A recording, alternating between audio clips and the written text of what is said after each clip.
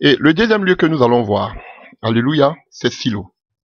J'avais dit tantôt que lorsque le peuple d'Israël est sorti, c'était à Bethel. Mais nous verrons que Silo aussi, alléluia, qui est maintenant Selum, alléluia, une ville qui est située à 16 km au nord de Bethel. Donc à l'orient de la route qui monte de Bethel à Sichem. Vous pouvez le voir dans le livre des Juges 21 à partir du verset 19. Donc on voit que c'est là que Israël a installé le tabernacle, après qu'Israël soit entré à Canaan. Et n'oublions pas que c'est là aussi que Samuel a passé son enfance et c'est là qu'il servit le Seigneur. Alléluia. Et c'est là qu'il était comme prophète de l'Éternel. Et nous voyons que, alléluia, dans le livre de 1 Samuel 4, à partir du verset 10 à 11, on voit que Silo a été détruit par les Philistins après la bataille d'Ebenezer et la prise de l'arche. Alléluia. Donc, et on peut voir dans le livre de Jérémie 7, à partir du verset 12, le Seigneur nous dit donc, allez donc plutôt à mon lieu saint, à Silo, où j'avais d'abord fait demeurer mon nom, et voyez comment je l'ai traité à cause de la méchanceté de mon peuple d'Israël. Vous voyez, à cause, Dieu avait pris ce lieu pour y faire résider son nom. Mais ce lieu-là a été détruit par les Philistins et l'arche de l'Éternel a été emportée. Alléluia. Et c'était la désolation. Et pour mieux comprendre cela, vous allez voir encore que c'était un manque de vision qui a provoqué la décadence de Silo. C'est vrai, on nous parle un peu plus de Silo dans le livre que vous connaissez bien, dans le livre de Samuel, 1 Samuel. On savait que à Silo, il y avait Élie, qui était un descendant d'Aaron, et ses fils. Alléluia. Et on voyait que il y avait un problème à Silo. Alléluia. Il y avait un problème à Silo. Qu'est-ce qui a provoqué la décadence de Silo? C'est un manque de vision. Frère, la vision est importante. Quand il n'y a pas l'Esprit de Dieu, c'est la désolation. Dieu n'est plus là. Alléluia. Et voyons un peu ce qui s'est passé à Silo. Alléluia. Dans le livre de 1 Samuel 3, à partir du verset 1. 1 Samuel 3, à partir du verset 1. On nous dit que le jeune Samuel était au service de l'Éternel devant Élie. La parole de l'Éternel était rare en ce temps-là. Les visions n'étaient pas fréquentes. Il n'y avait plus de révélation. Alléluia. Et quand il n'y a plus de révélation, en ce même temps, Élie qui commençait à avoir les yeux troubles ne pouvait plus voir. Étant couché à sa place, la lampe de Dieu n'était pas encore éteinte et Samuel était couché dans le temple de l'Éternel où était l'âge de Dieu. Frère, voici la situation de Silo. La décadence de Silo est venue du péché même d'abord d'Élie. Et vous allez voir plus tard, sa belle-fille va parler d'Ishkabot. La gloire de l'Éternel est partie. Alléluia. Pourquoi? Parce qu'ici on nous dit qu'il n'y avait pas de vision. Quand il n'y a pas de révélation pour que le peuple soit orienté, dirigé, c'est difficile. Ils ont tué les révélations, ils ont tué l'orientation de Dieu à cause de leur intérêt égoïste. Ils veulent assumer le peuple, ils veulent dominer le peuple, ils veulent que le peuple soit à leur service. Ils veulent que le peuple reste tous les dimanches dans ce lieu. Frère, voici les visions. Ils n'ont plus de vision. Et même s'ils passent pour des hommes qu'on appelle vivants en faisant des programmes, mais ils sont morts dans l'œuf. Ils sont morts. Vous pouvez faire des programmes, mais si vous n'avez pas la révélation de Dieu, l'orientation de Dieu, ce n'est pas Dieu va te bénir, Dieu va te guérir, Dieu va faire ceci. Ça va. La révélation va au-delà de ce genre de choses. Alléluia. La révélation d'un peuple, ça n'a rien à voir avec Dieu va bénir, Dieu va tuer les sorciers de ton pays, de ta famille, Dieu va te donner du travail, tu vas voyager. Ça, c'est du pipeau, ça. Alléluia. Et on nous dit que celui qui était le premier responsable de l'église de Silo, là où Dieu voulait faire résider son nom, alléluia, la Bible parle d'Élie, la Bible dit qu'il était aveuglé. Il ne pouvait plus voir. Alléluia. Que nous dit Psaume 33? La gloire part de la tête jusqu'à se répercute sur le corps. Mais si la tête est pourrie, le poisson pourrit toujours par la tête est aveuglée. Tout le corps sera aveuglé. Élie ne pouvait plus voir, il était aveuglé. Voilà pourquoi il ne pouvait même pas faire la différence, avoir le discernement pour savoir quel était le problème réel d'une femme qui cherchait réellement le Seigneur, une femme de feu, de foi, de puissance comme Anne. Il pensait qu'elle était ivre parce qu'il est aveuglé. Et quand on est aveuglé, on combat ceux qui ont la vision. La véritable vision qui vient de Dieu. Les véritables adorateurs de Dieu. Parce qu'on est aveuglé.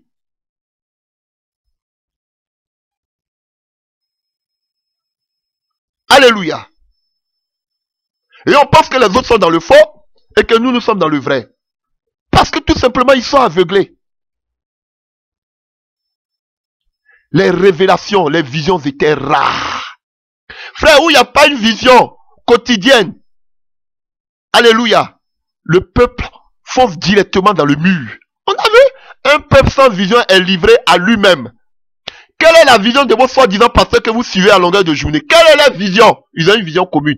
Allez-y évangéliser, amenez les âmes ici dans l'église. C'est tout. N'évangélisez plus pour amener à Christ. Déliez-les, laissez-les partir, mais déliez-les et envoyez-les chez nous. Pourquoi on les dépouille encore davantage? Alléluia. Et vous pouvez voir la situation qui prévalait là-bas. Vous allez voir que les fils, on mangeait, on buvait à Silo. Il y avait l'impudicité à outrance. Il y avait l'abomination. Alléluia. Jusqu'à même ces enfants couchaient là, dans la maison de Dieu. Comme ça c'est fait aujourd'hui. Avec les femmes. Alléluia. Ils venaient à ce qui était consacré à Dieu. Ils bafouillaient cela aux pieds. Voici la perversité qui se passait à Silo. Pourquoi? Parce que lui qui est en haut même est aveuglé. Il n'avait même pas le courage de parler à ses enfants. Jusqu'à ce que Dieu envoie quelqu'un, un prophète qui avait la révélation pour lui dire que je t'ai choisi, tu n'étais rien. Même à partir de toi, je vais enlever qu'on appelle le sacerdoce de ta famille. Je vais t'écarter. Et tous sont morts. L'aveuglement. Un manque de vision. Et Ishkabot, quand sa belle-fille accouchait, elle dit la gloire de l'Éternel est partie. Frère, où il n'y a pas la vision, il y a la mort. Donc tout ce que vous êtes en train de voir, passer sur les chaînes de télévision, en train de faire du tapage médiatique, alléluia, oh un programme ici, un programme par là, un programme par ici, s'il n'y a pas la vision de Dieu, ils peuvent faire tout ce qu'ils veulent. Il y a la mort. Alléluia. C'est pour ne pas qu'ils savent qu'on sache, pour ne pas que les hommes sachent qu'il y a la mort, qu'ils sont obligés de montrer qu'il y a toujours des programmes. Frère, quand tu es dans la vision de Dieu, tu n'as pas besoin de faire programme tous les jours. Je vous dis. Il y a des messages que je suis là et puis ça me passe dans la tête. Je deviens comme un fou. Ah, frère. Je vous dis. Alléluia. Des aveuglés. Dans ces lieux-là que vous voyez. La monotonie. La mort. Et qu'est-ce qu'ils font? Maintenant, comme ça, pour ne pas que les gens soient dans la monotonie, on cherche maintenant des bons groupes musicaux qui vont venir mettre l'ambiance, qui vont venir mettre la joie. Les chrétiens n'ont qu'à danser. Ah, dans l'église, on danse dans l'église, là, il y a le feu du Saint-Esprit. Voilà pourquoi vous allez les voir. Et tous maintenant, ils cherchent les meilleurs chants. Les chants sont devenus des stars. Parce que c'est eux qui mettent l'ambiance. S'il n'y a pas de groupe musical, oh, tout est mort. Ah, chez nous, là, il y a l'ambiance, hein. On adore Dieu, viens. La mort. La mort. La vision. Les visions n'étaient pas fréquentes. la mort spirituelle s'est installée. Il était couché à sa place. Une mort spirituelle sans précédent. Alléluia. Il était assis sur son siège comme un gourou. Il ne pouvait plus voir. Il ne pouvait plus voir. Pourtant Dieu était là. La lampe était là. Mais celui qui a la vision, celui qui craint Dieu comme Samuel. C'est vrai. Pourquoi lui, il ne pouvait pas? Lui qui a la tête, il ne pouvait pas voir. Et puis c'est par Samuel, Dieu passe. Oh, frère. Aaron était à côté de Moïse. Pourtant Dieu même a dit à Moïse, viens voir Aaron, il sera ta bouche, il sera ton prophète. Mais est-ce que vous voyez Dieu parler à Aaron? C'était toujours à Moïse. C'est à la tête. C'est à la tête. Frère, et tout ce que j'ai prié. Tu vas venir me donner une révélation. Je suis en train de prier. En vain, ce qui concerne l'œuvre qu'on est en train de faire, en vain même que Dieu m'a déjà parlé de ça. Et mais il vient, mais je dis, je sais déjà. C'est pas possible.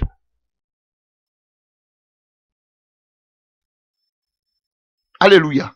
C'est pourquoi ils mettent maintenant des gens à qui Dieu parle et ils tuent la grâce qui est en eux. Viens me dire ce que Dieu t'a dit. Comme Élie, à Samuel, il voulait utiliser Samuel parce qu'il savait que Samuel ne me cache rien. Hein. Il va reprendre maintenant son qu'on appelle son bâton. Pour ne me cache rien. Hein. Dis-moi tout ce que Dieu a dit. Parce qu'eux-mêmes, ils sont aveuglés. Ils ont besoin que d'autres personnes viennent leur dire ce que Dieu a dit. Mais eux-mêmes, Dieu ne leur parle pas. Non, Dieu ne donne pas la grâce à tout le monde. Dieu ne donne pas les talents à tout le monde. Faut dire que tu es aveuglé. Voilà pourquoi quand ils voient la grâce sur quelqu'un, ils s'accaparent de vous. Vous devenez les coqs. C'est vous qui devez chanter à longueur de journée. Qu'est-ce que Dieu a dit? Qu'est-ce que Dieu a dit? C'est l'attitude des pasteurs d'aujourd'hui qui sont aveuglés. Quand ils voient la grâce sur la vie de quelqu'un, on essaie de s'accaparer de lui. Pour voir ce que Dieu dit. Parce que même là, il n'y a plus rien. Ishkabot, l'Esprit de Dieu est parti.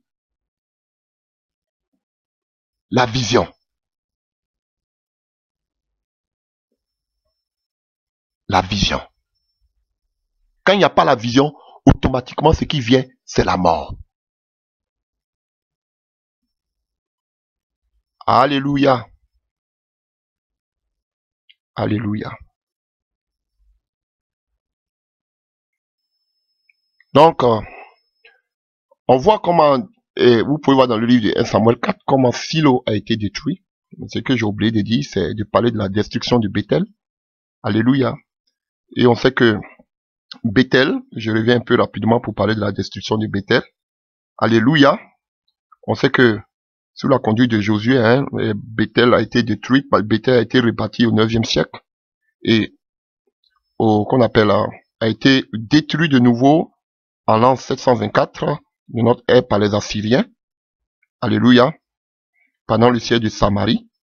Et on voit que plus tard, elle a été reconstruite et elle a été détruite par un grand incendie vers 597 de notre ère, sûrement par l'armée de Nebuchadnezzar. Donc, elle a été rebâtie encore vers la fin, comme on appelle de l'époque Perse. Elle a prospéré cette ville de Bethel, alléluia, jusqu'à sa destruction par les Romains en l'an 70 de notre ère par l'empereur Titus. Lorsqu'on a détruit Jérusalem, Bethel aussi a été détruit. Alléluia. Détruite la ville, donc elle était détruite aussi au même instant. Alléluia. Bethel, c'est comme ça que Bethel a été détruite. Alléluia. Donc, je voudrais parler, j'ai voulu ajouter cela pour parler de la destruction de Bethel. Donc, on voit que Bethel, c'était un lieu de vision. On voit que Silo aussi, ce qui a causé la chute de Silo, c'était un manque de vision. Dieu ne pouvait plus diriger son peuple, Dieu ne pouvait plus parler, parce que la tête même était pourrie, les enfants étaient pourris. Alléluia. Donc, chacun faisait ce qu'il voulait. Comme la parole de Dieu nous dit dans le livre de Proverbe 29, sans vision, le peuple est livré à lui-même. Parce qu'il n'y a pas de vision. Alléluia. Et, automatiquement, nous allons voir qu'un troisième lieu, où Dieu aussi a répandu son nom, c'est la ville, alléluia, de David, qui est Jérusalem. Et si vous voyez la ville de Jérusalem, je ne vais pas entrer dans l'histoire. Vous allez voir que avant que Dieu même ne bâtisse, David avait ce souhait, mais on voit que c'est Salomon son fils qui bâtit. Mais avant que Salomon ne bâtisse, hein, alléluia, ce lieu-là, Dieu s'est révélé 2 fois à Salomon. Vous ne pouvez pas bâtir une œuvre sans que Dieu se révèle. Si Dieu ne s'est pas révélé, c'est qu'il n'est pas dans cette affaire. Fermez. Ah, mais les dîmes et tous les frères et sœurs, frères, voilà pourquoi les gens, vous les voyez, ils sont stressés, ces pasteurs, ils sont en train de forcer. Forcer. Dieu n'est pas dedans, il n'est pas dedans.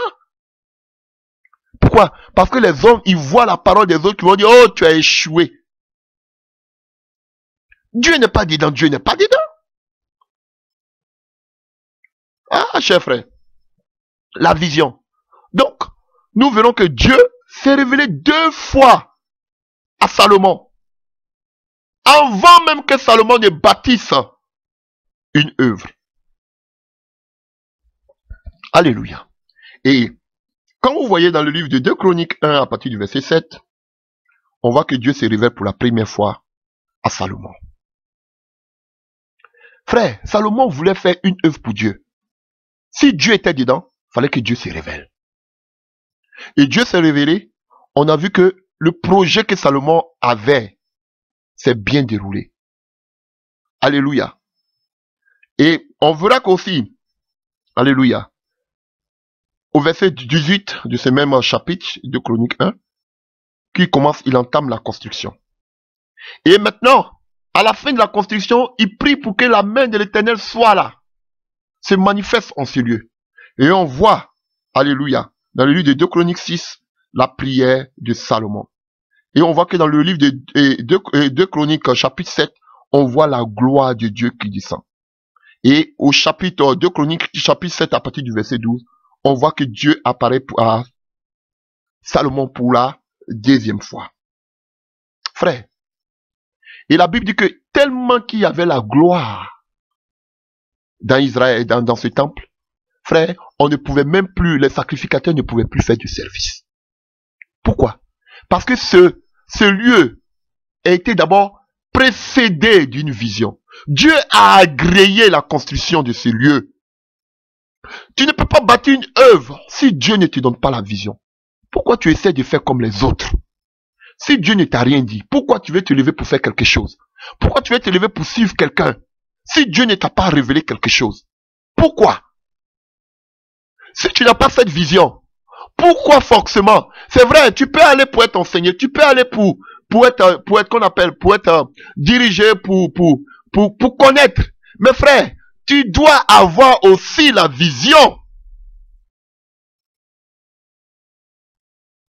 Ah oui. Tu dois avoir la vision.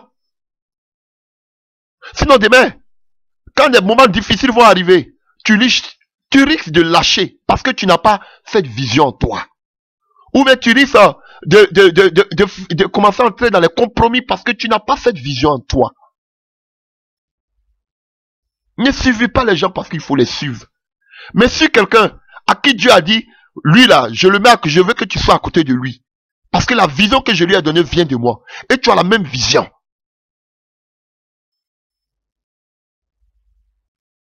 Alléluia. Mais d'où est venue la décadence du temple de Jérusalem? D'où?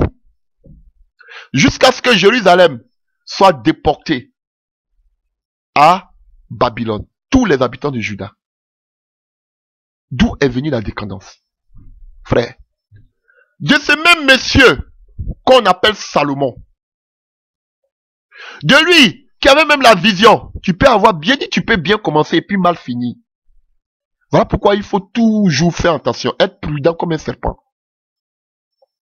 Qui avait la vision, c'est lui-même qui a amené le problème à Jérusalem. On me dira comment? Frère, je vous dis, on ne peut rien faire sans la vision. La vision doit être quotidienne. Fraîche. On ne dit pas une vision. La vision, c'est pas une révélation passée. On nous parle d'une révélation fraîche. Comme l'amande doit être toujours cueillie. L'amande doit être recueillie fraîche. La vision doit être quotidienne. Dieu doit t'orienter quotidiennement. Ah oui, voilà pourquoi la vision symbolise révélation fraîche. Révélation de maintenant, pas la révélation de hier. Salomon avec la vision de hier du commencement. Mais sa vision n'a pas été perpétuelle, n'a pas suivi son cours, son élan. À un certain moment, cette vision a été interceptée. C'est là qu'est le problème. Les gens qui ont des visions du commencement, alléluia, ils se basent sur la vision du commencement. Dieu m'avait dit de faire, mais au fur et à mesure, Dieu doit t'orienter. C'était pareil pour Moïse. Moïse avait besoin, le peuple était là, Moïse avait besoin d'une relation personnelle tous les jours. Il devait aller toujours devant la table d'anciennification pour recevoir les messages de Dieu. Quotidiennement, pas une seule fois.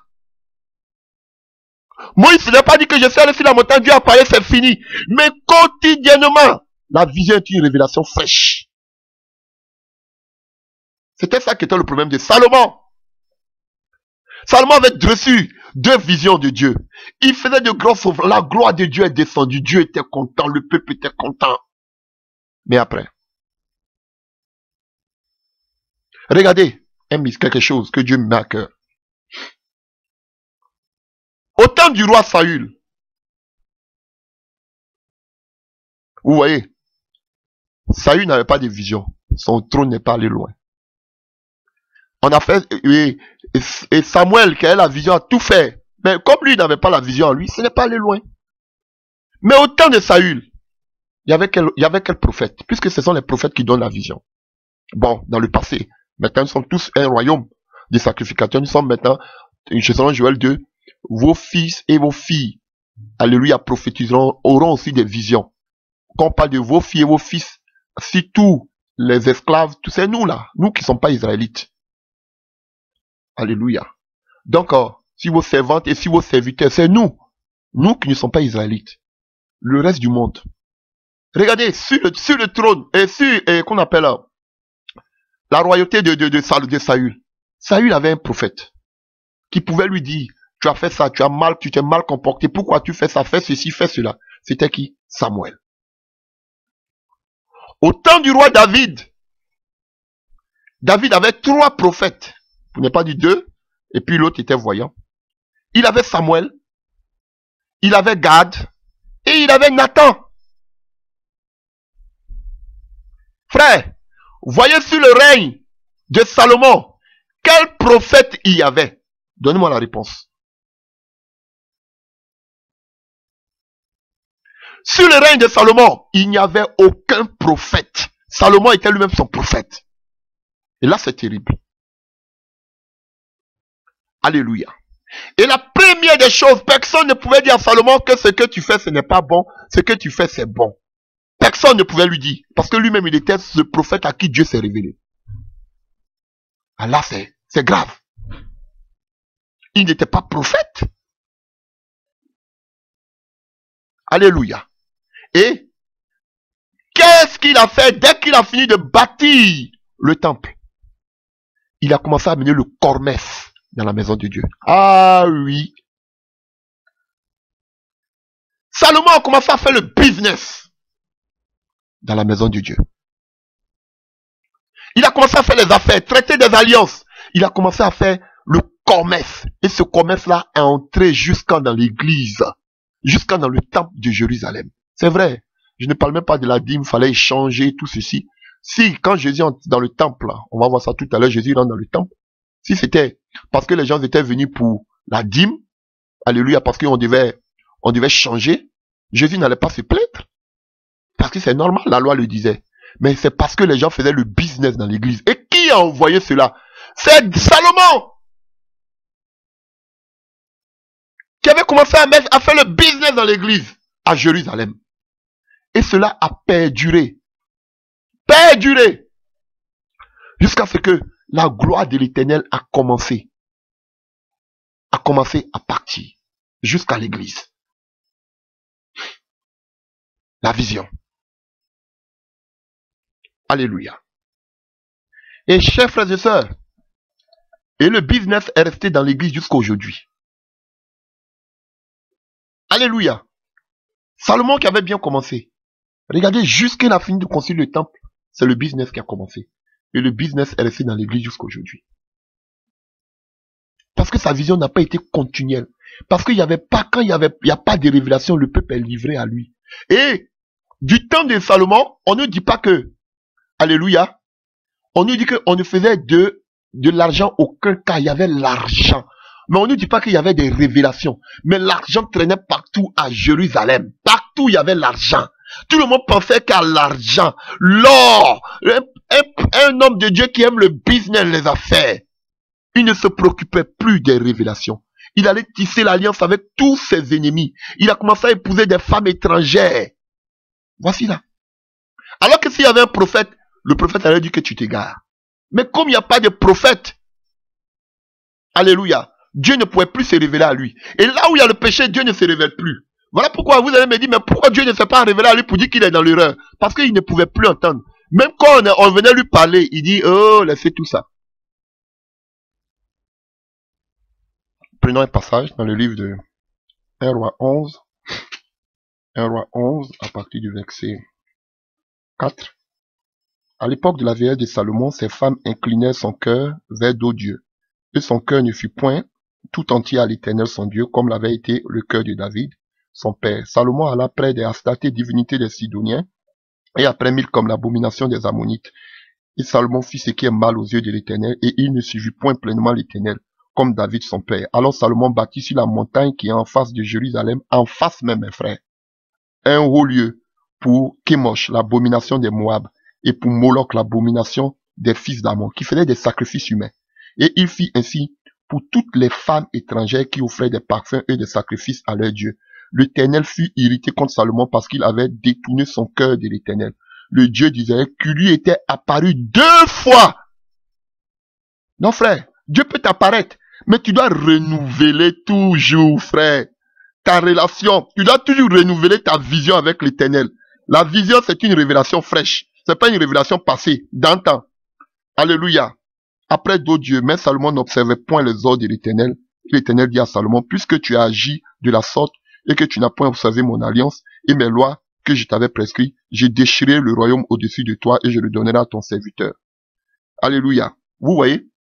Mais seulement, je le ferai point pendant ta vie à cause de David ton père.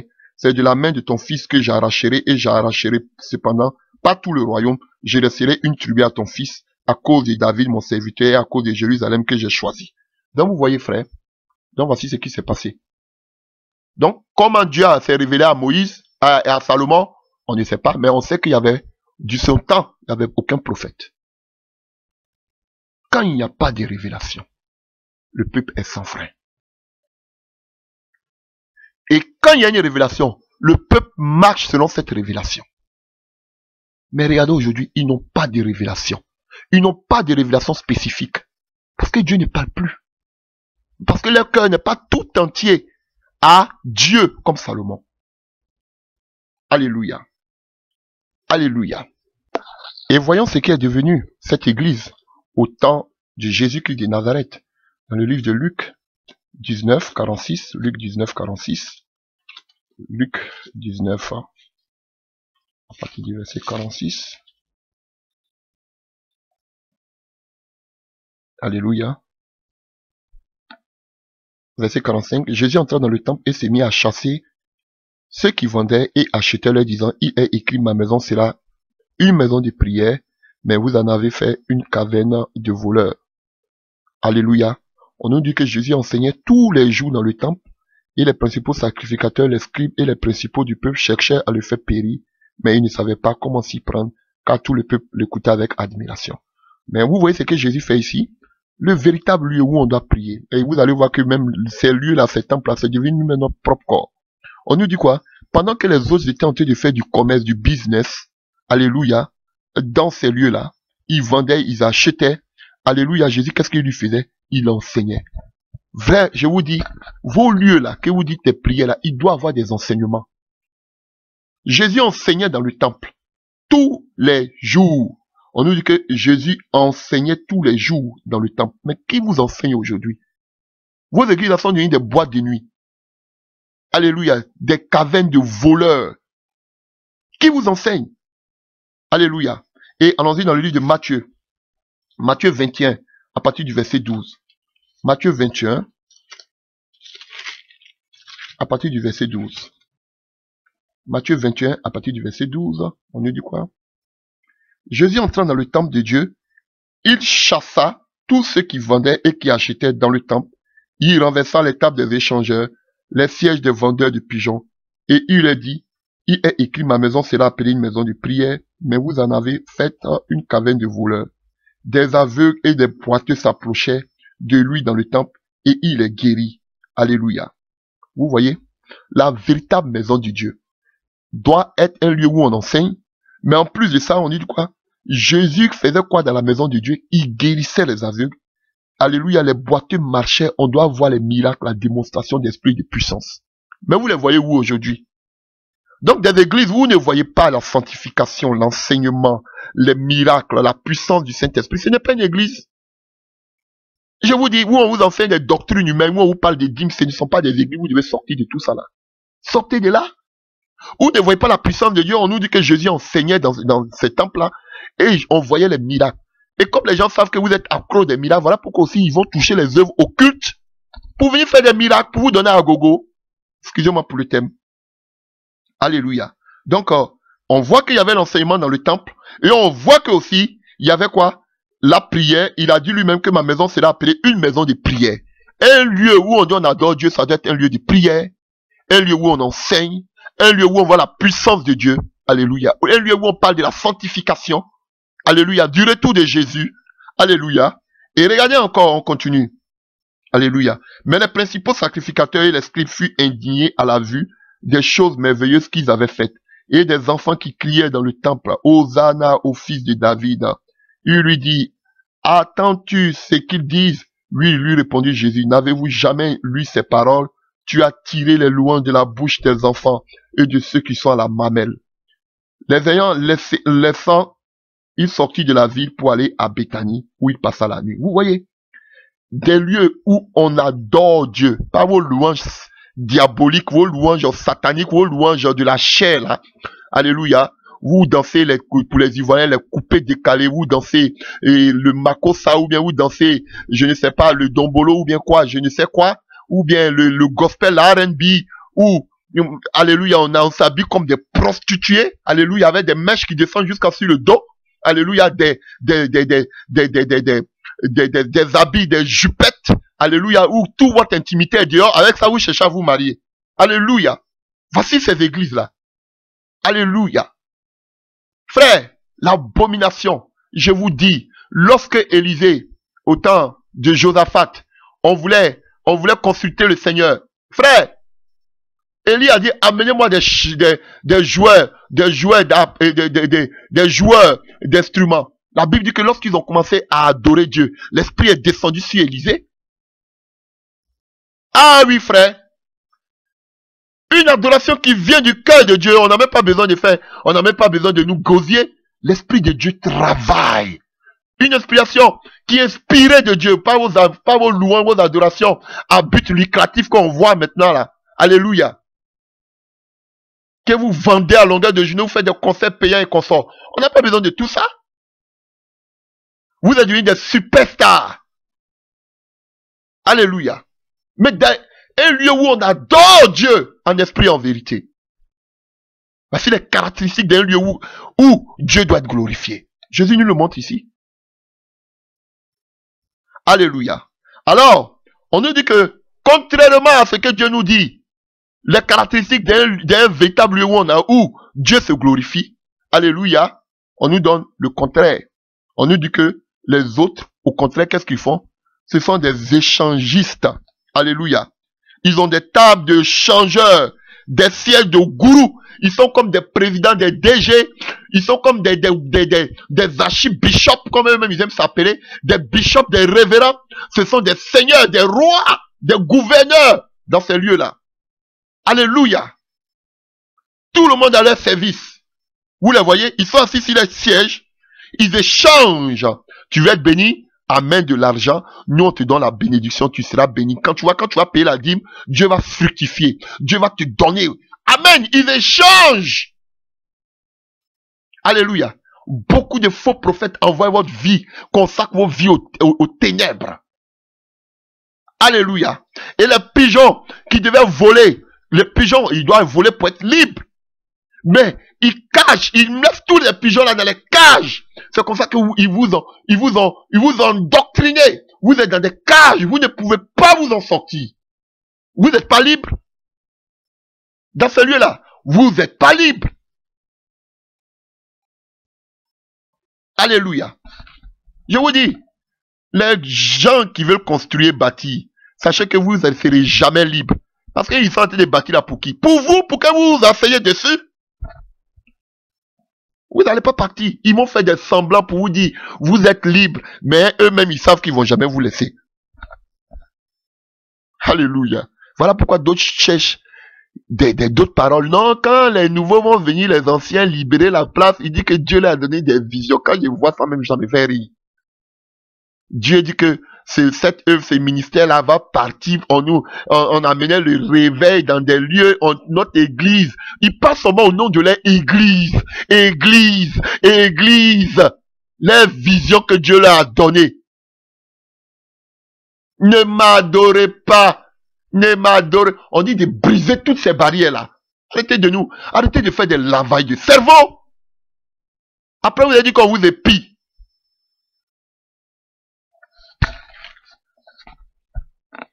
Alléluia. Des vendeurs dans la maison. Des échangeurs qui sont assis sur des sièges. Ils ne voulaient même pas que Jésus gâte leur business. Ils avaient entamé un véritable business dans l'œuvre de Dieu. Alléluia. Et qui avait commencé cela? Salomon. Alléluia. Et qu'est-ce qui s'est passé encore à Jérusalem? Alléluia. C'était des gens traditionnels. Alléluia. Et vous voyez, et vous le voyez aussi avec Zacharie, le père de Jean. C'était la même Jérusalem puisqu'il servait à Judée. Alléluia. Dieu voulait faire une belle œuvre avec Jean-Baptiste. Et Dieu avait donné la révélation à Jean, à Zacharie, dans le temple, que son fils devait s'appeler Jean. Mais ces chrétiens qui étaient à côté, on dit quoi? Nous, dans notre parenté, il n'y a personne qui s'appelle Jean. Donc on peut pas donner le nom Jean. Alors que la personne avait eu la révélation qu'il devait s'appeler Jean. Mais les faux serviteurs qui étaient à côté, les faux frères, voulaient l'empêcher que cette vision s'accomplisse. Alléluia. Vous voyez, il travaillait dans le temple. Et dans le temple, il faut la vision. Si Zacharie voulait écouter ces gens-là, il allait donner un autre nom, il allait permettre que les gens-là donnent un autre nom à Jean. Mais il dit non. Dieu a même révélé à sa femme. Au même instant, ils étaient tous étonnés. Et lui-même, il a écrit Jean. C'est la vision que j'ai reçue. C'est Dieu qui m'a dit que mon fils doit s'appeler Jean. Parce que Jean doit avoir une grande œuvre, une grande mission. Ah oui, frère. Mais ces faux collaborateurs voulaient le faire dévier de sa volonté. De la volonté de Dieu. Alors que l'ange Gabriel qui se tient devant Dieu est venu lui donner la révélation dans le temple. Frère, quand tu n'as pas la vision, les gens ne peuvent pas croire à ta vision, mais toi tu dois croire à ta vision. Sinon, ils vont te faire dérouter.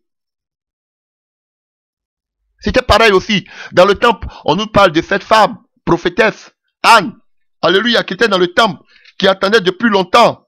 Alléluia. Vous voyez? Et cet homme aussi, qui craignait Dieu, on dit, il y a une prophétesse Anne dans le livre de Luc 2. Alléluia. Si vous voyez un peu, il y avait à Jérusalem à partir du verset 25, et Luc 2, à partir du verset 25, il y avait à Jérusalem un homme appelé Siméon. Cet homme était juste et pieux et attendait la consolation d'Israël. Il avait la vision qu'il devait avoir une consolation en Israël. Et l'Esprit Saint était sur lui. Tu ne peux pas avoir la révélation si tu n'as pas l'Esprit de Dieu sur toi. Oh, il avait été divinement averti par l'Esprit Saint écoutez-moi bien là. On dit qu'il était rempli du Saint-Esprit, alors que la Pentecôte n'était même pas encore arrivée. Ah oui, depuis l'Ancien Testament, ils avaient déjà le Saint-Esprit. Le même Saint-Esprit que nous avons, ils avaient déjà le Saint-Esprit. On ne parle même pas de la Pentecôte encore. Avant la Pentecôte, il avait déjà été averti par le Saint-Esprit. Alléluia. Il avait été divinement averti par le Saint-Esprit qu'il ne mourrait point avant d'avoir vu Christ le Seigneur. Il vient au temple poussé par l'Esprit Et comme les parents apportaient le petit enfant Jésus pour accomplir de son égard ce qu'ordonnait la loi, et il le reçut dans ses bras, bénit Dieu et dit, maintenant Seigneur, tu laisses ton serviteur s'en aller en paix, selon ta parole, car mes yeux ont vu ton salut, que tu as préparé devant tous les peuples, lumière pour éclairer les nations et la gloire d'Israël, ton peuple. Il avait la révélation. Il savait que Jésus ne venait pas seulement pour être la lumière d'Israël, mais la révélation que Jésus devait être aussi la lumière du monde. Et le Saint-Esprit lui avait déjà dit cela. On dit que c'était un homme pieux qui craignait Dieu, frère. Il avait la vision. Dieu lui avait dit que tu ne mourras pas avant d'avoir vu le Messie. Il était vieux, il pouvait dire, ah, Seigneur, ça va pas s'accomplir. Mais lorsque Jésus est arrivé, le Saint-Esprit lui dit, va dans le temple. Ce que je t'avais dit, voici ce qui est arrivé. Il dit, Seigneur, je peux mourir maintenant, je l'ai vu. Tu ne mourras pas tant que tu n'as pas vu cette vision s'accomplir. Oh, alléluia. Frère, on peut nous attaquer, on peut nous faire la guerre, mais on ne mourra pas tant que la mission pour laquelle Dieu nous a appelés n'a pas encore été accomplie. Je vous dis la vérité. Ils peuvent nous attaquer comme je suis attaqué. Pas possible actuellement. Je vous dis. Mes frères, tant que le Seigneur ne me dit pas que mon heure est arrivée, je resterai. Mais il avait une vision. Dieu lui a fait révéler à lui parce qu'il avait l'Esprit de Dieu qu'il n'allait pas mourir. Alléluia. Et après cela, vous allez voir la prophétesse Anne. Vous pouvez voir. Elle aussi, elle a commencé à louer Dieu parce qu'elle avait la révélation. Elle craignait Dieu. Elle priait, elle jeûnait pour que Dieu restaure son peuple. Et elle a vu ça, elle louait Dieu. Voici des gens de vraies révélations, des visions. Mais vous êtes des bénis, oui, vous suivez la majorité. Des gens sans vision, qui ne savent même pas d'où ils viennent, qui ne savent même pas où ils vont. Ils suivent seulement. Alléluia. À tout vent de marée, ils suivent. Alléluia. Ils n'ont pas bâti sur le rocher. Tel homme de Dieu, on est derrière. Tel homme, on est derrière. On suit seulement le mouvement de l'eau.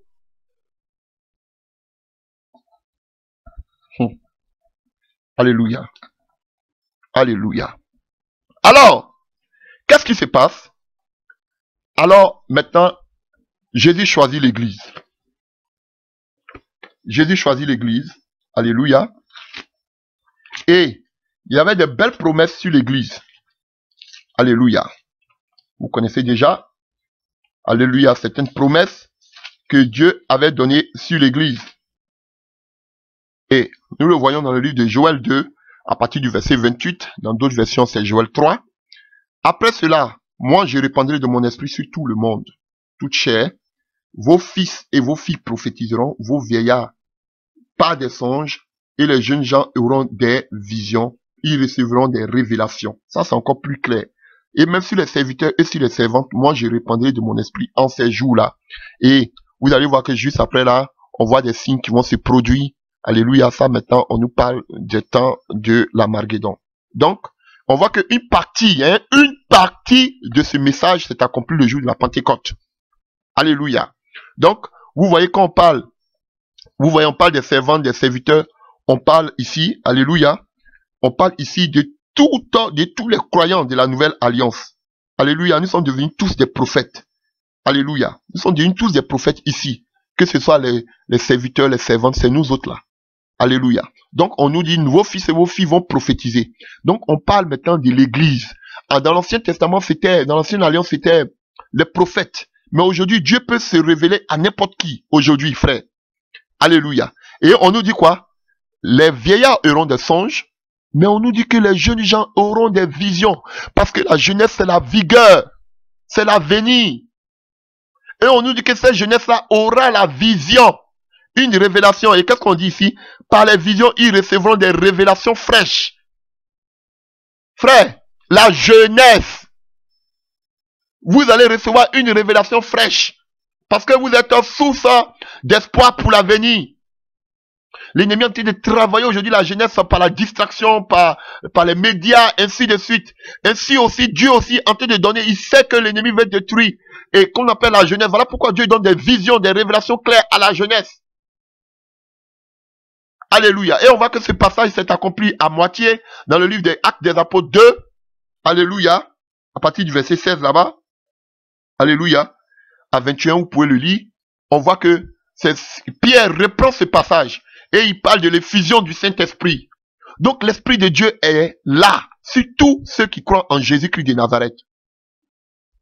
Né d'en haut, né de nouveau. Donc frère, c'était les prophètes, maintenant nous sommes devenus tous des prophètes. Dieu peut se révéler à n'importe qui. Si tu crains ton Dieu, tu cherches sa face. Alléluia. Cher frère. Donc l'église maintenant a reçu l'Esprit de Dieu. Mais quelle est la mission de l'église? Quelle est la vision de l'église? On sait que l'église est née à la Pentecôte. Il ne peut pas avoir d'église sans l'onction du Saint-Esprit. Parce que nous sommes nés du Saint-Esprit. L'église est née du Saint-Esprit. Et vous abandonnez le Saint-Esprit. Alléluia. Et Dieu, Jésus-Christ, a donné une vision à l'église. Alléluia.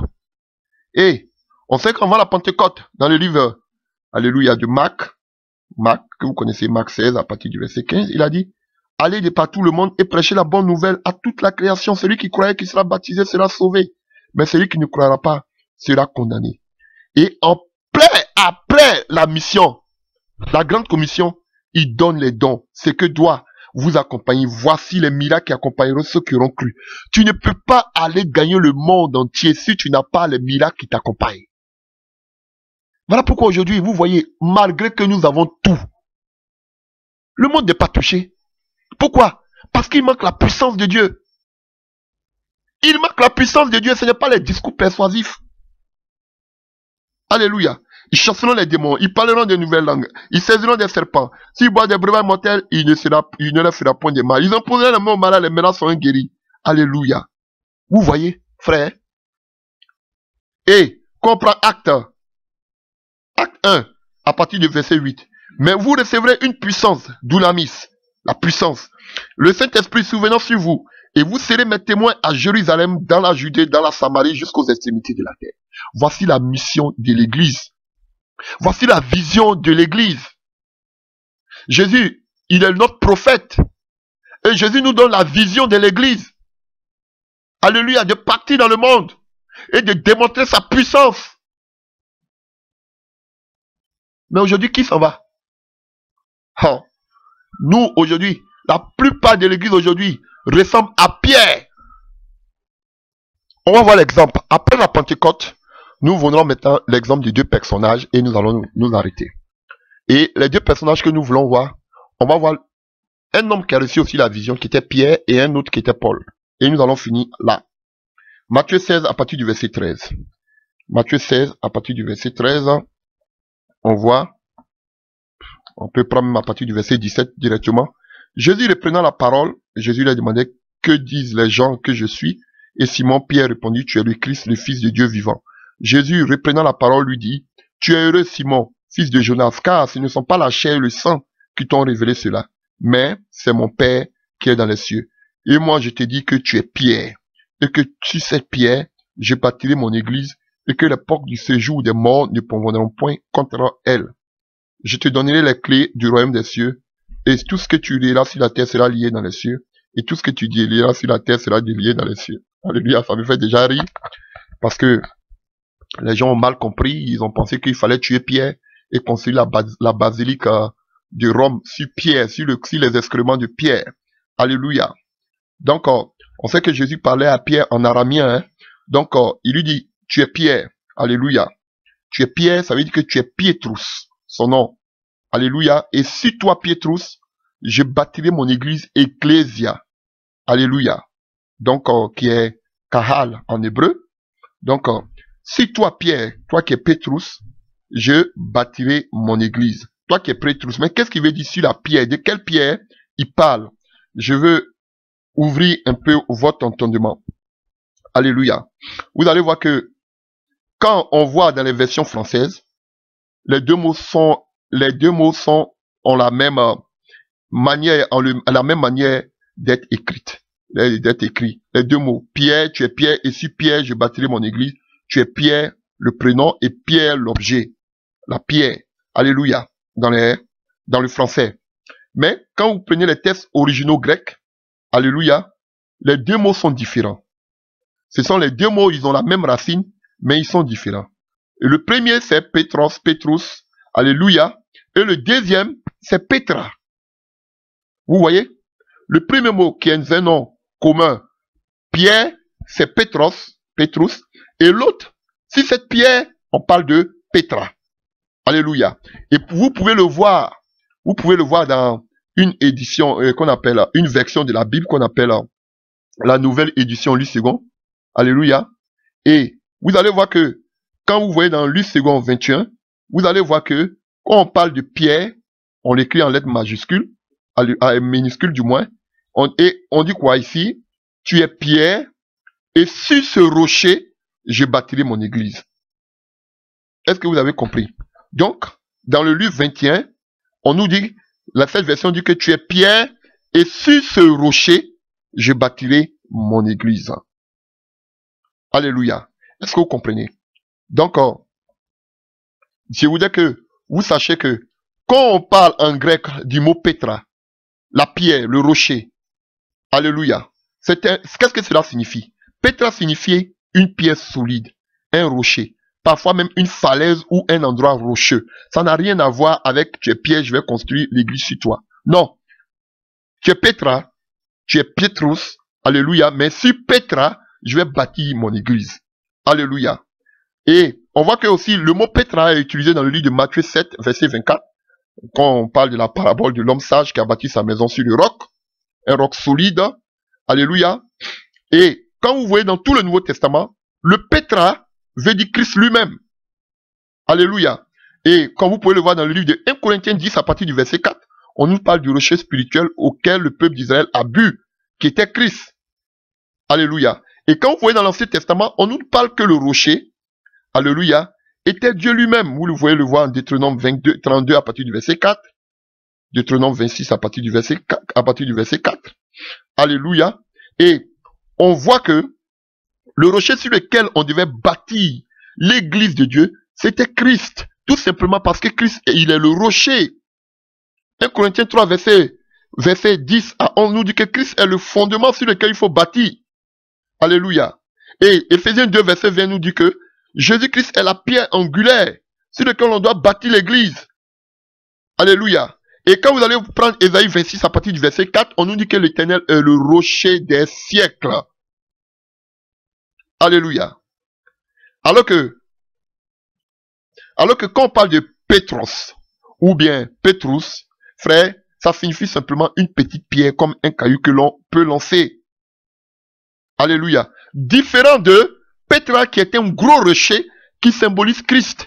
Mais Petrus, qui est comme un petit caillou qu'on peut lancer. Mais Petra, c'est une grosse pierre. Un endroit rocheux qui symbolise Christ. Alléluia. Donc, frère, et c'est sur cette pierre-là que, alléluia, Jacob avait bâti. Alléluia. C'est cette pierre que Jacob avait bâti, lorsqu'on parlait qu'on appelle de Bethel. Mais l'église aujourd'hui ne construit pas sur Christ. Et on a vu que quand Jacob a bâti sur Christ, il y avait l'onction. Alléluia. Donc, pour conclure, c'est pas sur Pierre qu'on devait bâtir l'église. Alléluia. C'est sur Petra, Jésus, qu'on devait bâtir l'église. Alléluia. Et si on veut voir, on a vu que le même Jésus, le même Pierre, si il était aussi saint, alléluia, on a vu comment il voulait empêcher Jésus d'aller au poteau de la croix, d'accomplir la mission de Jésus. On a vu comment Jésus lui a dit, arrière de moi Satan. Alléluia. Et quand on voit aussi dans la parole de Dieu, on ne verra pas que Pierre était le numéro 1 dans l'église apostolique. Le numéro 1, lui qui était responsable de la communauté, c'était Jacques. Alléluia. Donc, et quand on était en Matthieu 16, quand nous partons en Matthieu 17, allons-y à Matthieu 17, à partir du verset 1 à 9, peut-être que Pierre a mal compris cette vision, et comme beaucoup aujourd'hui, Pierre a mal compris cette vision, à partir du verset 1, 6 jours après, Jésus prit avec lui Pierre, Jacques et Jean, son frère, et les conduisit, alléluia, et les conduisit à l'écart sur une haute montagne. Il fut transfiguré devant eux, son visage resplendit comme le soleil et ses vêtements deviennent blancs comme la lumière. Et voici Moïse et Élie lui apparut. s'entretenant avec lui. Pierre, prenant la parole, dit à Jésus, « Seigneur, il est bon que nous soyons ici. Si tu le veux, je dresserai ici 3 tentes, une pour toi, une pour Moïse et une pour Élie. » Comme il parlait encore, une nuée lumineuse les couvrit, et voici une voix se fit entendre de la nuée. Ces paroles-ci. « Celui-ci est mon fils bien-aimé, en qui j'ai mis toute mon affection. Écoutez-le. » Lorsqu'ils entendirent cette voix, les disciples tombèrent sur les faces et furent saisis d'une grande frayeur. Mais Jésus s'approchant les toucha et dit, « Levez-vous, n'ayez pas peur. » Ils levèrent les yeux et ne virent que Jésus seul. Comme il descendit de la montagne, Jésus leur donna cet ordre, ne parlez à personne de cette vision jusqu'à ce que le Fils de l'homme soit ressuscité des morts. Donc c'était une vision. Donc Pierre aussi avait une vision de l'œuvre de Dieu. Alléluia. Mais regardez Pierre, sa réaction. Alléluia. Il a une grande vision comme ça. Quelle est sa réaction? La première des choses, il veut bâtir quoi? 3 temples. Pourquoi? Parce qu'il a vu Moïse, il a vu Élie. Il était un homme de la loi. Alléluia. Voilà pourquoi Galate a dit, Moïse et Actes des Apôtres aussi, et Pierre était l'apôtre des Juifs. Alléluia. C'était un homme de la loi et un homme de bâtiment. Il aimait les bâtiments. Comme peut-être Jésus lui a dit, tu es Pierre, et si Pierre, je bâtirai mon église, lui-même, il n'a pas compris. Lui, il voyait tout en temple. Il voyait tout en bâtiment. Il a vu Pierre, il a vu Élie, il a vu Moïse, il voulait même pas, ils sont 3. On va bâtir. Il a dit au Seigneur, il est bon que nous soyons là. Ne bougeons plus d'ici. Restons là. Il ne savait pas que la mission, c'était de partir. Alléluia. D'aller dans le monde entier. Mais lui, pour lui, c'était de rester là. Dans les temples, de faire des temples comme beaucoup aujourd'hui ont la vision de Pierre. Et c'est ce qui se démontre. Lorsque vous voyez la grande, ils étaient à l'aise comme des gourous, des bishops à Jérusalem. Pierre ne se mouvait pas d'un iota. Il ne bougeait pas, il était assis à Jérusalem. Parce que pour lui, il était devenu un révérend. Alléluia. Il voyait les miracles que Dieu faisait là. Pour lui, c'était bon. Frère, Dieu n'allait pas envoyer la persécution, je vous dis. Regardez-les. Ils sont assis dans les temples. Qui les persécute? Une véritable œuvre de Dieu doit être persécutée. Regardez, ils sont en train de grossir. Ils vont dire qu'ils prêchent la parole de Dieu, ça touche le monde entier, mais ils ne sont même pas persécutés. Ils sont à l'aise au contraire. Ils sont à l'aise. Ils n'ont même pas le pouvoir de dénoncer les œuvres de politique, qu'on appelle, ces qu'on appelle, toutes ces corruptions. Ils n'ont pas le courage de dénoncer. Alléluia. Tout ce qui se fait d'anormal. Alléluia. Ils ne peuvent pas dénoncer ces crimes odieux. Alléluia. La souffrance du peuple, ça, ils ne sont pas dedans. Pour eux, ils doivent seulement avoir les temples. Ça se limite seulement qu'à les temples. Et point. Ils disent qu'ils sont dans la volonté de Dieu. Personne ne les offense. Personne ne les trouble. Alléluia. Frère, les voilà. Ils sont à l'aise comme Pierre et ils disent qu'ils ont la vision. Nous, on ne provoque pas quelqu'un, il ne faut pas, ils vont nous provoquer. Nous, on annonce seulement la parole de Dieu. Et ils sont assis. Ils ont la vision maintenant de l'avancement de les vigouras. Comment Dieu va faire de grandes choses avec nous. Frère, des plaisantins, je vous le dis. Et ils disent que ce qui me fait mal, tu vas leur dire ces choses, on dit que tu les persécutes. Frère, persécution, quand on a persécuté les gens, il y avait la mort. Vous dites que vous prêchez la vérité dans des pays et vous êtes à l'aise dans ce pays. On vous touche même pas. Vous montez dans des 4x4, on vous dirige. Vous n'avez même pas un problème avec l'État, vous n'avez même pas un problème avec les autres pasteurs. C'est que vous avez un problème vous-même. Parce que si tu prêches le message qui vient de Dieu, frère, tu seras en parole avec tous les autres pasteurs, tous les autres révérends. Même le gouvernement va entrer dedans. Parce que les faux pasteurs travaillent avec le gouvernement. Mais vous êtes à l'aise, vous grandissez, il n'y a pas de persécution, il n'y a pas de problème. Revoyez-vous.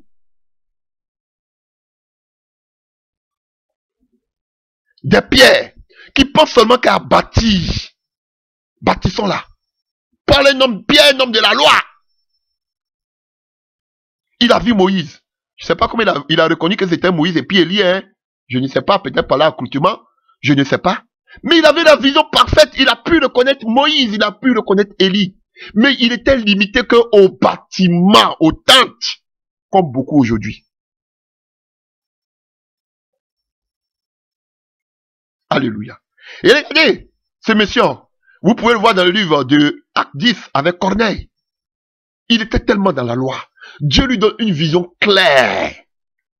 Parce que Corneille était un Romain, il n'était pas juif. Il dit, lui, mange pas quelque chose d'impur. Il va aller mettre pied dans la maison d'un impur. On lui montre la nappe, prends, mange. Il dit, je ne mange rien. Pourtant, c'est Dieu qui lui parlait. Parce que ils vont vous montrer qu'ils ont la piété. Ils vont vous montrer qu'ils craignent Dieu. Vous allez voir les paroles, les prédications. Vous allez dire, oh, ça nous touche.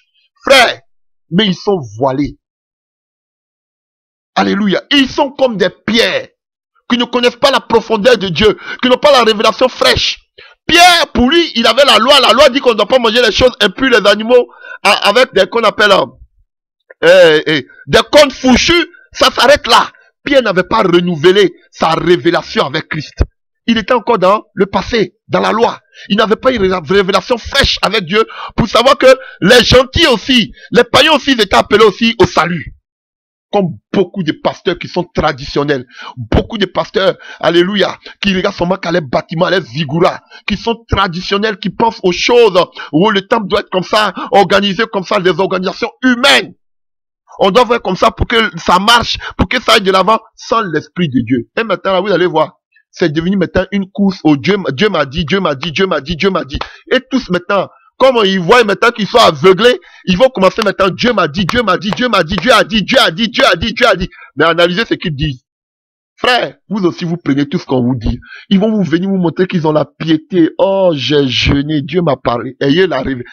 Quelqu'un qui est dedans là, quand il analyse même vos révélations là même, il rit. Il rit.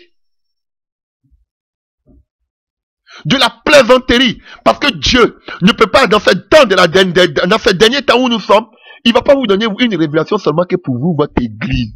Dieu a que faire de vos 4 bâtiments. Donc vous voulez montrer que, aux yeux du monde, que Dieu agrée ce que vous êtes en train de faire. Non, on se trouvait pas là. On se trouvait dans une grande salle, dans un grand lieu. Mais dans ce grand lieu, vous m'avez donné un siège. Pour vous dire déjà que, déjà, ils vont construire ce grand lieu-là. C'est un lavage de cerveau. Je vous dis que, frère, je ne veux plus dire des mots. Dieu m'a parlé. Et oh, Dieu nous a parlé. Alléluia. Pierre. Et de la même manière que Dieu parlait à Pierre, de la même manière, oh frère, Pierre même qui était révérend, il n'avait pas la révélation comme Corneille qui était païen. Corneille a reçu une révélation authentique, spécifique. Dieu lui dit avec exactitude, va à Jopé, dans la maison de Simon le courailleur. Il y a un homme qu'on appelle Pierre. Envoie-le. Envoie que les gens allaient l'appeler, qu'il vienne. Exactitude. Pierre a été de tâtonner là-bas. Alors que lui-même qui dit païen là, lui-même il a toute la révélation. La vision de Dieu. Et c'est ce qu'on disait, si tous vos serviteurs, l'Esprit de Dieu, c'est l'a répandu. S'il n'était pas un Israélite, mais il avait la révélation authentique. Pendant que les vieux, comme les Pierre là, eux qui ressuscitaient même les morts, ils avaient perdu la vision, ils étaient voilés. Pierre était un gourou, il aimait rester à Jérusalem. Parce qu'il aime les temples. Parce que lui, il a grandi dans les temples. C'est à Jérusalem qu'il faut toujours adorer. Je vais bouger pour aller où? Samarie, là même à côté, là, il va pas. Parce que Samaritains, il voit que ce sont tous des pécheurs. Il va aller faire quoi à Samarie? Alors que lui-même, il était aveuglé. Alléluia. Alléluia. Et voyons un dernier exemple d'un homme de révélation. Par là, je voudrais terminer en ce jour. Oh, alléluia. Quelle est ta révélation? Quelle est la révélation spécifique que Dieu te révèle? Frère, alléluia. Alléluia. Alléluia. Je vais parler de Paul pour finir. Et Paul nous parle de sa vie, que ce soit en Galate comme dans les Actes des Apôtres. Comment il était quelqu'un qui avait le zèle pour la religion de ses pères. Alléluia. Il est de Benjamin. Comment il a étudié au pied de Gamaliel. Alléluia. Il nous parle de sa vie. Il avait une vision de la loi. Il fallait que sa vision soit changée. Un homme véritable qui veut travailler pour Dieu comme il se doit convenablement, il doit avoir la vision de Dieu. Il doit avoir Christ. Alléluia. C'est pourquoi vous allez voir dans le livre des Actes des Apôtres. On va parler de cet homme de révélation, cet homme de vision, de révélation fraîche. Et vous allez voir que Paul avait une révélation, c'est l'exemple par excellence.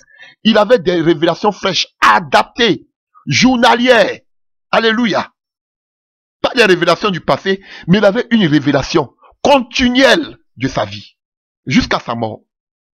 Alléluia. Voyons cela et finissons. Alléluia. On le voit dans le livre des Actes des Apôtres 9 à partir du verset 3. Actes des Apôtres 3 à partir du verset 9. Alléluia. Alléluia. Oh, lisons, j'aime la parole. Acte 9 à partir du verset 3.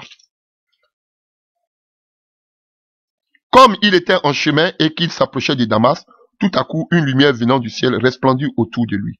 Il tomba par terre et il entendit une voix qui lui disait, « Saul, Saul, pourquoi me persécutes-tu » Il répondit, « Qui es-tu, Seigneur » Et le Seigneur lui dit, « Je suis Jésus que tu persécutes.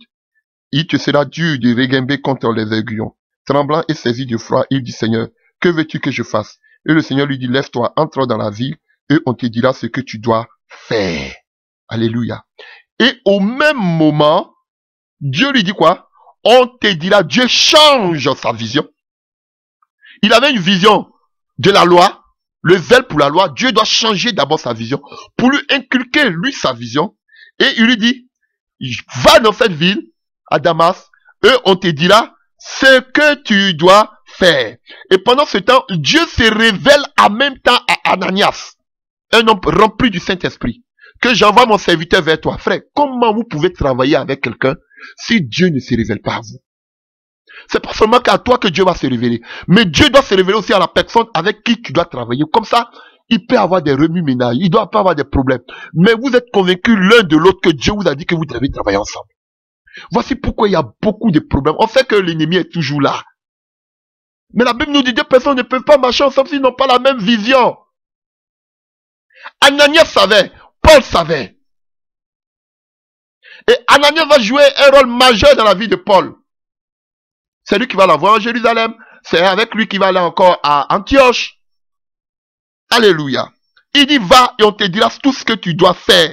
Toute la vie de Paul, il était dirigé par révélation. Et il va effectivement, et on voit ce que Dieu fait avec Ananias. Il recouvre la vue, il est baptisé. Et il reste avec Ananias. Et que nous dit Paul? Paul nous dit, ici, parlant de ce passage dans le livre des Actes des Apôtres 26. Alléluia.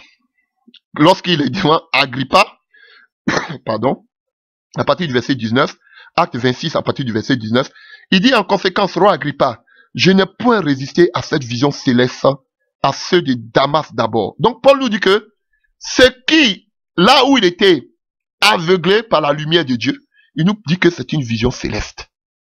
Donc Paul avait déjà reçu une vision céleste de sa vie pour le commencement, pour la mission à laquelle tu ne peux pas sans une vision céleste, sans une vision de Dieu. Alléluia. Tous ces gens, ça, ils n'ont pas de vision. Et oh, j'ai la démangeaison de servir Dieu, je vais dans une école théologique. Je sors pasteur. C'est tout. Ils vont vous dire, on n'a pas besoin de l'onction de le Saint-Esprit, la parole seulement. La parole seulement, la parole seulement. Alléluia. Je ne parle pas aussi de ceux qui touchent les œuvres occultes pour démontrer les pouvoirs occultes. Alléluia. Et nous continuons. Alléluia. Alléluia. Alléluia. Et quand nous prenons Galates 1, à partir du verset 12, qu'est-ce que Paul nous dit?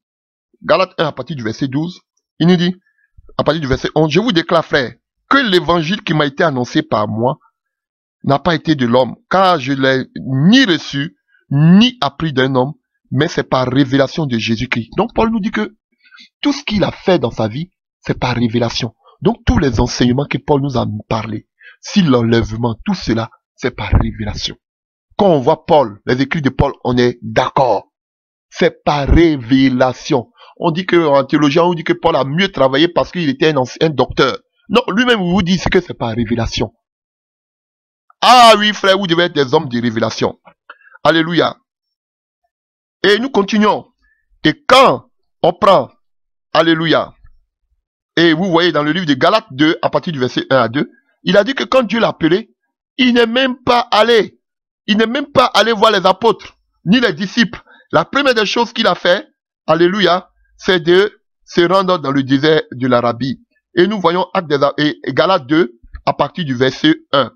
14 ans après, je montai de nouveau à Jérusalem avec Barnabas, ayant aussi pris Tite avec moi, et ce fut d'après une révélation que je montai. Même pour montrer à Jérusalem, frère, il n'est pas allé comme ça parce qu'il faut aller, mais il est parti même à Jérusalem par révélation.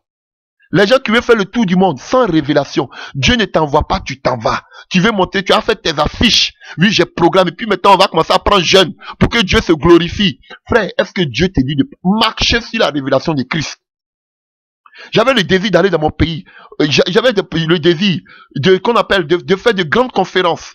Alléluia, des réunions pour motiver ce peuple ivoirien. Dieu m'a dit, tu t'en vas, on va te mettre en prison. Il faut dire la vérité. Il dit, tu t'en vas, tu vas te mettre en prison. Tu vas pas sortir jusqu'à ce que tu meurs. Ah oui, frère. Vous pensez qu'on me connaît pas, même s'ils n'aiment pas mon nom, je n'aime pas mon affiche. Ils me connaissent. Ha. Alléluia. Donc, c'est par révélation qu'il monte à Jérusalem. Et on continue, vous allez voir que c'est un homme, il marchait seulement par révélation. Même sa mort, tout. On continue. Actes des apôtres. Alléluia. Oh Jésus, merci. Actes des apôtres 13. Alléluia, à partir du verset 1. Actes 13, 1 à 3. Il y avait dans l'église d'Antioche les prophètes et les docteurs. Barnabas, Simeon, appelé Niger, Lucius de Cyrène, Manaen, qui a été élevé avec Hérode, le Tétaque et Saül, pendant qu'ils servaient le Seigneur dans leur ministère et qu'ils jeûnaient. Le Saint-Esprit dit, mettez-moi à part Barnabas et Saul pour l'œuvre à laquelle je les ai appelés. Alors après avoir jeûné, prié, on les imposait les mains et on les laissait partir. Alléluia. Barnabas et Saul, envoyés par le Saint-Esprit, descendus en Cilicie. Vous avez vu, on dit qu'ils étaient envoyés par le Saint-Esprit, pas envoyés par les hommes. Aujourd'hui, ce sont les hommes qui vous envoient. Ce sont les hommes qui vous établissent. Toi, tu es mon bon petit. Donc toi, tu vas être pasteur dans telle église. On dit que c'est le Saint-Esprit qui les a envoyés. Voici un homme de révélation, un homme qui marchait par l'Esprit de Dieu. Pourtant, qui était plus instruit que Paul? Il était docteur. Mais il marchait par la parole, par l'Esprit. Un docteur de la loi. Alléluia. Alléluia. Et on nous dit qu'ici, c'est par l'Esprit encore que Dieu a dit de le mettre à part pour la mission à laquelle on les a appelés. Frère, ils ne se sont pas levés comme ça pour faire. Alléluia. Aujourd'hui, vous me voyez en train de faire des prédications, c'est parce que Dieu m'avait révélé. Mais c'est le cas là que je ne savais pas. J'ai dit, Seigneur, c'est pas parce que je ne le savais pas, mais c'est parce que j'ai dit, oh Seigneur, il y a trop de persécutions derrière. Je ne veux même pas. Seigneur, je ne veux même pas. Et Dieu passait par sa servante pour dire qu'il est temps. Il est temps, il est temps. Il est temps. D'autres pensent que c'est parce que c'est ma femme qui m'a initié à le faire. Vous disjonctez.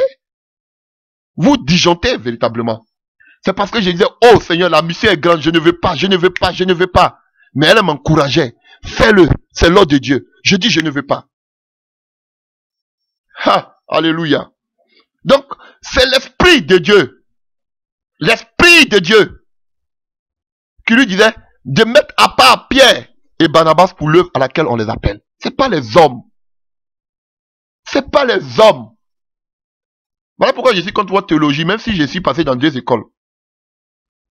Alléluia. Oh, alléluia. Un homme de révélation. Alléluia. On continue encore. En Acte 16, on va finir bientôt. Acte 16 à partir du verset 6. Acte 16 à partir du verset 6, on nous dit quoi? Alléluia. Ayant été empêché par le Saint-Esprit d'annoncer la parole dans la vie.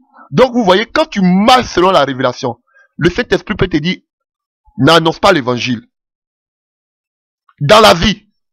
Vous voyez, on va dire, mais c'est pas possible. Pourquoi? Quel Dieu qui t'a dit de ne pas partir, de ne pas venir nous visiter? Quel Dieu qui t'a dit de ne pas faire de programme? Est-ce que Dieu parle comme ça? Dieu même dit de gagner les âmes. Pourquoi? Paul nous dit ici, un homme de la vision, de révélation, nous dit que le Saint-Esprit l'a empêché.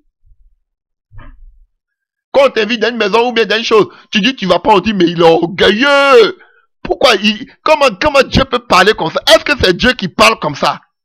Dieu dit, il ne faut plus qu'il va prier à nous. C'est Dieu qui parle comme ça. Regardez, Paul dit que l'Esprit de Dieu l'a empêché d'aller évangéliser. C'était mauvais d'évangéliser? Non, mais l'Esprit de Dieu l'a empêché. Ce n'est pas pour aller partout, n'importe comment. On a fait trop d'erreurs, frère. Trop d'erreurs. Alléluia. Ayant été empêché par le Saint-Esprit d'annoncer la parole dans la vie, il traversait la Phrygie et le pays des Galaties. Arrivé près de la Mysie, il se disposait à entrer en Béthanie. Mais l'Esprit ne le permit pas. Oh.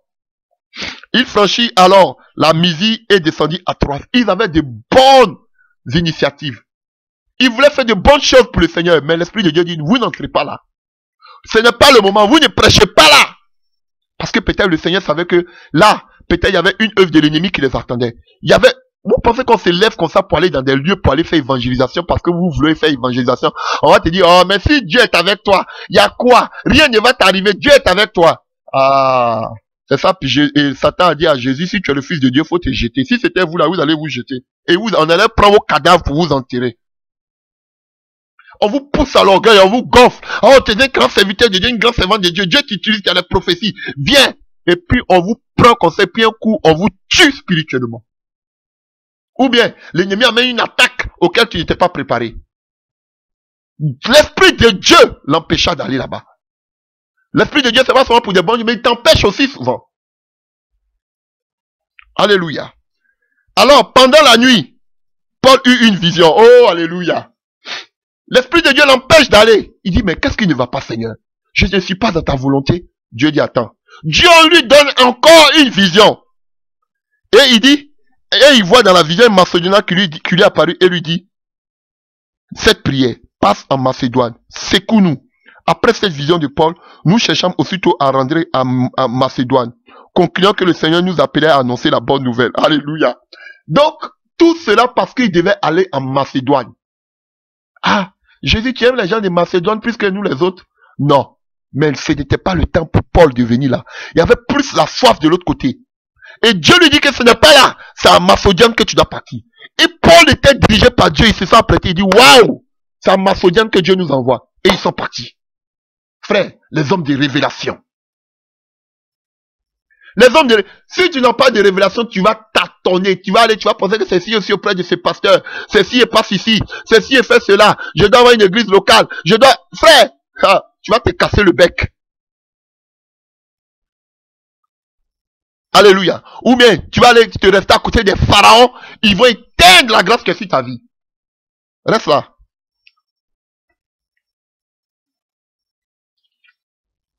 Acte 18. On continue, hein. Acte 18, verset 9 à 11. Acte 18, verset 9 à 11.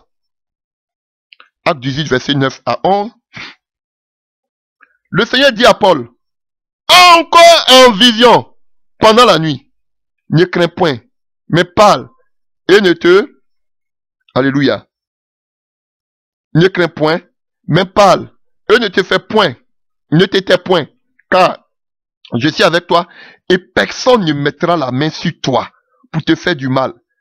Parle, car j'ai un peuple nombreux dans cette ville, et il demeura 1 an, 6 mois enseignant parmi les Corinthiens la parole de Dieu. Frère, quand Dieu te donne une certaine assurance, tu as peur de quoi?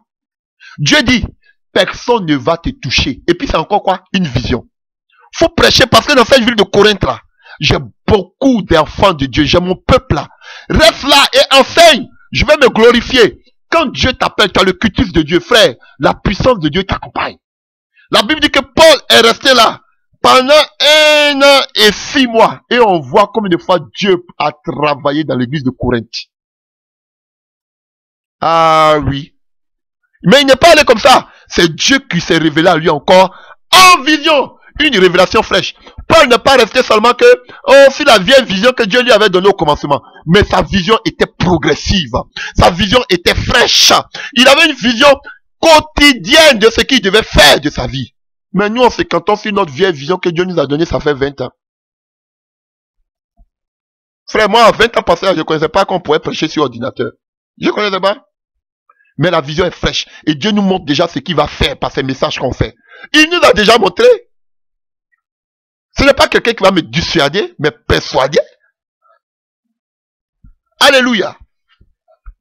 Avant, je pensais qu'il fallait avoir une grande église pour qu'on dise que j'ai réussi. Comme beaucoup aussi sont dans l'erreur. Alléluia. Alléluia. Nous continuons. Oh, alléluia. Acte 21, à partir du verset 10. Paul était dirigé par l'Esprit de Dieu. Acte 21, à partir du verset 10. On dit, comme nous étions là depuis plusieurs jours, un prophète nommé Agabus, on voit qu'ils étaient chez le diacre Philippe, hein, là où ses filles prophétisaient. Alléluia.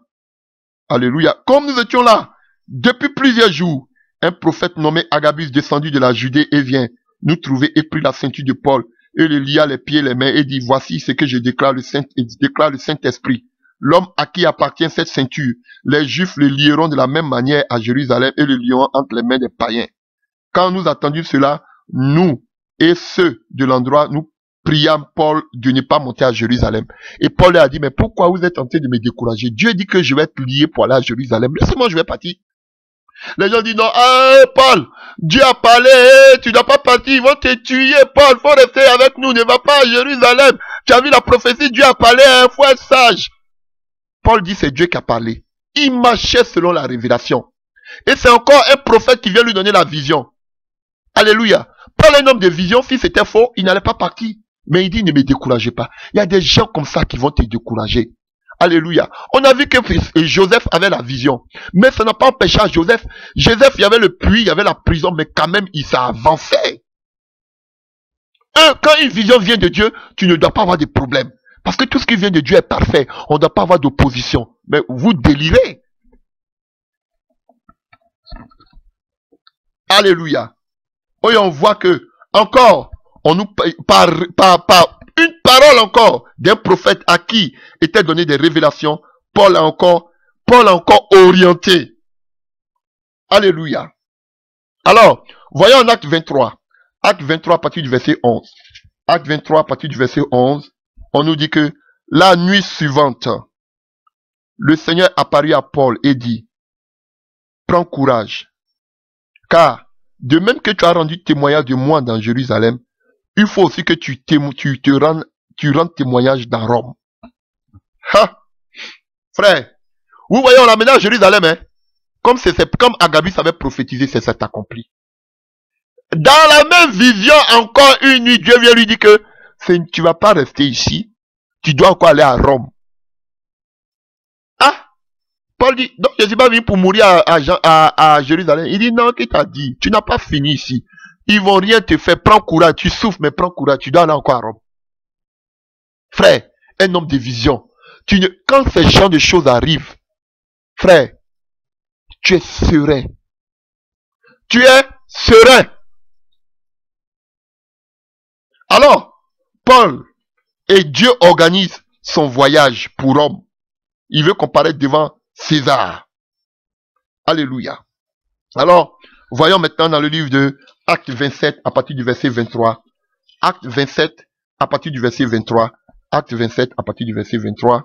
Frère, on voit qu'il est dans le bateau avec des gens, des matelots, des soldats, tous ceux qui l'amenaient à Rome. Tous avec qui il était en train d'aller à Rome.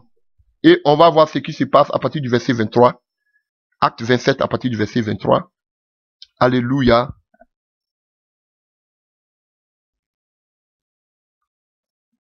Prenons à partir du verset 21 pour mieux comprendre.